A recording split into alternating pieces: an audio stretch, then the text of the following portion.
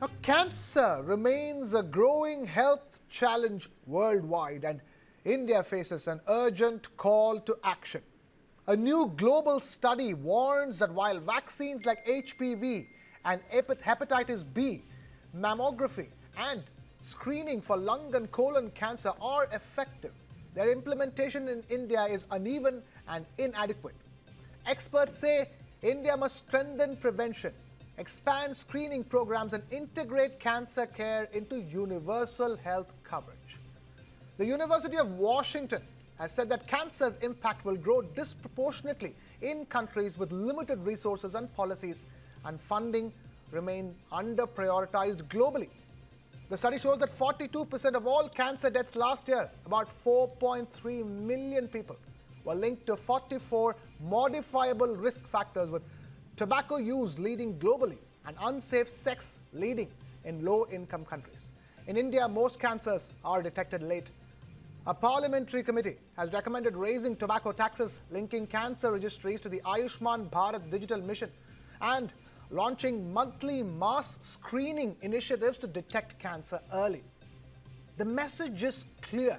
Early detection, prevention, and strong policy action are crucial to curb India's growing cancer burden. We have Dr. Manoj Sharma, former director, professor, Maulana Azad Medical College and consultant clinical oncology, Delhi State Cancer Institute, now with us on the broadcast. Dr. Manoj Sharma, thank you so much for taking time out to be with us over here. You know, in India, the talk of late has always been about lifestyle diseases and the rise of lifestyle diseases. While that is also something very important, that where you need the early prevention and care. Cancer is a growing global problem, and India is one of the most important centers where early detection is proving to be critical. Well, it's not very critical, but it has not been implemented properly. Almost last 20 years, we have been recommending to begin with, we should start what is called opportunistic screening. It's very easy. There are lots of hospitals, say for gynecological cancers, women go there to deliver their children for gynecological problems. They can be screened there because that's the opportunity. Same holds true for the people who are tobacco chewers, who go for ear, nose, throat, and mouth problems, then to the dentist or to the ENT specialist. Their oral cavity can be checked and the pre-malignant conditions can be found out. Similarly, like we find out in case of gynecological cancers. So is the case with the smokers. Say, for example, smokers, they go for cough and cold. We don't even bother to do a screening test on them. There are various methods by which you can detect the lung cancer. So first of all, we have to do an opportunistic screening in all the medical colleges, and the order should come from the government that it has to be done routinely. See, the problem is the screening. To me, it appears is something from the Western textbook. How do we apply it in India? There is a big contrast between South Indian states and the North Indian states, educated states and less educated states. I'll give you one example. I have been campaigning for declaring cancer as a notifiable disease. We felt it about 15 years back, seeing the quantum of cases. National Cancer Registry is doing wonderful job, but they themselves accept that the data which they get is hardly 40% or 60%. Rest 20%, they do not know where the data is, what reality is. So you have to declare cancer as a notifiable disease. The quantum of disease is so much that it demands declaration of cancer as a notifiable disease, and Kerala has done it, and they have got a certain advantages of it. You see, when you do a cancer notification right at the primary health center, right at the rural health center, right in any government hospital, the doctor is made aware, Anganwadi worker is made aware, the workers are made aware, the cancer awareness message goes there. This is one of the methods of cancer awareness which is happening very less, and I'm sorry to say media is equally responsible for this less cancer awareness. So the message goes there, they detect a condition, and the condition can be detected in 3 forms or 4 forms. One is the pre-malignancy, where we call it a jhatpat ilaj will cure it. One is very early malignancy, what we call it the carcinoma in situ. That's also a jhatpat ilaj. You go get treated and come back. Third is the malignancy, which can be cured by if treated in an early stage, or may not be cured because of certain cancers. For that, we will have to have infrastructure. Earlier, when I was telling about declaring cancer as a notifiable disease, the objection was that when the mammoth crowd of the patients will come to the hospitals, what will we do? We already have a waiting list. But now the situation is different. Every state, every district has got a medical college. We will have to work at that level, appoint medical oncologists, surgical oncologists, and radiation oncologists, provide them with the equipments. You see, the point is if you detect cancer by doing screening, then what? Waiting this in the hospitals like AIMS where people die on the footpath? No, we have to have infrastructure, and we should have thought about it. We have to have CT, MRI, PET CT machines, biochemical analyzers, we have to linear accelerators, we have to have an expertise, we have to have a follow-up system. So we have to equip our medical colleges with this. So unless until this broad spectrum attempt is not done, we will be just talking कि एक screening कर दो, or one we will do the vaccination. You are talking about HPV vaccination. I have been attending all the international conferences. HPVs don't speak to each other. We only talk about HPV. Unfortunately, we talk about HPV only in females, not in males, because Australians did it in males also. Who is a culprit, male or female? Why are you blaming male? Vaccinate the male, blaming female. Vaccinate the male also. So vaccination. Now HPV, we are using quadrivalent, but now nonavalent is available. So vaccination will help to a very great extent, and we have to have the latest nonavalent vaccine because we do not know how these virus has changed, number one.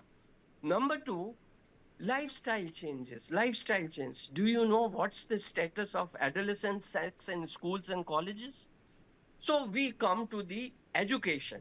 And education we will have to include health as a subject in primary and secondary education, so that not only cancer, diabetes, hypertensions, and many, many other diseases can be taken care of.